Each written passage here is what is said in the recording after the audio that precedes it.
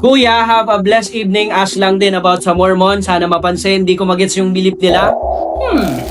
Sige, palinawin natin. Yun, alam nyo, marami ang nakakita ng mga miyembro ng Church of Jesus Christ of Latter-day Saints or mas kilala bilang Mormons.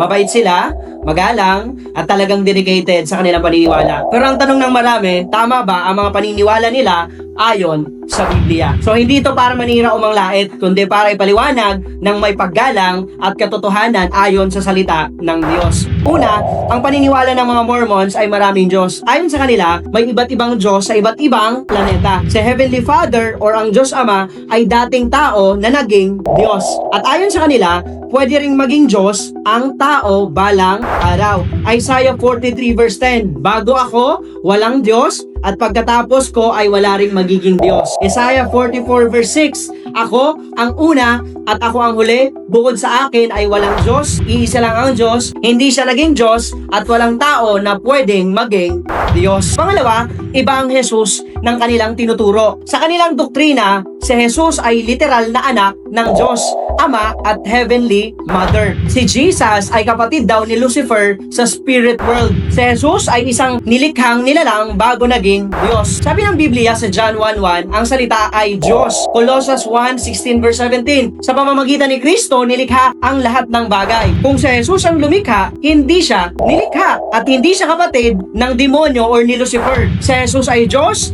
na walang simula at walang katapusan. Pangatlo, may dagdag na aklat ang Book of Mormons. Sinasabi nila na ang Biblia ay kulang, kaya kinakailangan ng Book of Mormons, Doctrine and Covenants at Pearl of Great Price. Sabi ng Biblia, Galatians 1 verse 8, kahit kami o ang isang anghel pa ang magturo ng ibanghelyo, sumpain siya.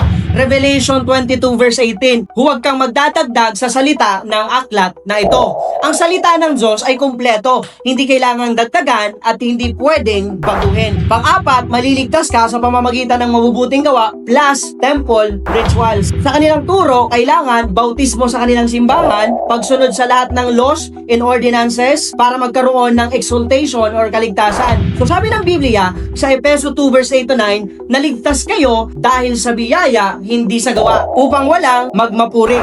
Titus 3 verse 5, hindi dahil sa gawa ng katwiran nang gagaling ang kaligtasan. Ang kaligtasan ay biyaya lamang, hindi sa templo, hindi sa ordinansa, hindi sa gawa. Si Jesus lamang ang daan. Panghuli, ang tunay na simbahan ay ibinalik lang sa pamamagitan ni Joseph Smith. So ayon sa kanila, lahat ng relihiyon ay mali at sila ang restored true church.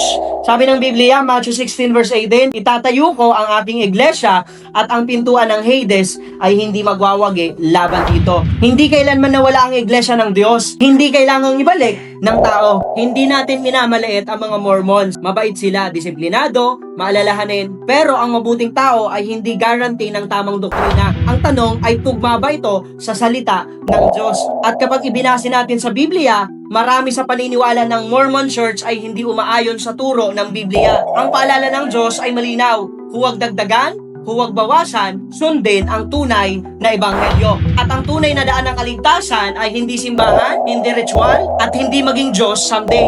Ang tanging daan ay si Jesus. Ang tunay na Diyos ang nag-iisang tagapagligtas.